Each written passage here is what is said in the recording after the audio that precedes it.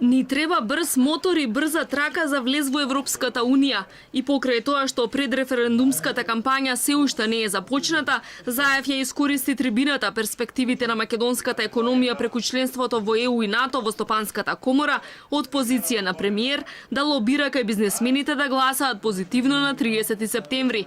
Тие не само што не престанаа да го фалат колку е успешен како премиер, туку го прашуваа за целата негова животна приказна, од школските преку студентските денови па се до вработувањето во семејната фирма. Донесоа дури и мотор во салата за состаноци во комората за да ја искажат символиката колку брзо Македонија ќе тргнала напред ако референдумот успее.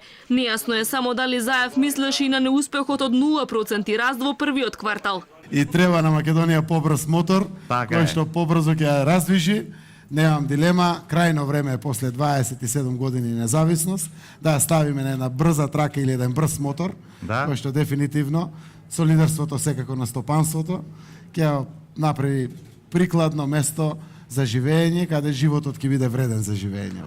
Според Заев, Грција како членка на ЕУ можела да им помогне на фирмите полесно да го освојат 500 милионскиот европски пазар. Заев не се грижи за тоа што само 3% од граѓаните го прочитале договорот со Грција и истакна дека е уверен дека тешко некој може да го сруши мандатот на неговата влада. Ниту за него, ниту за фирмите не е проблем што компаниите и производите кои ги содржат термините Македонија, македонско, македонска и слично, ќе треба да се откажат од нив.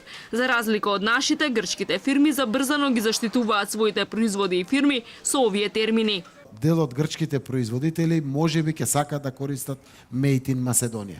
И тука ни е договорено правото на неексклузивност, која што ние немаме проблем дали Made in Macedonia ќе пишува заради регионот Македонија или заради нашата Македонија како држава Македонија, немаме проблем, но веројатно 3 години е оставен процес, така барем разговаравме, за да им се даде шанса на бизнисите во Грција пред се да си имати своја определба. Заев се пофали со образовните реформи како поголемата пракса и дуалното образование како мерки за што побрзо вклучување на младите на пазарот на трудот, но не напомена дали владата има детална анализа како Македонија би се борела со демографските проблеми ако стане членка на Европската Унија. Искуствата од земјите на Балканот се поразителни.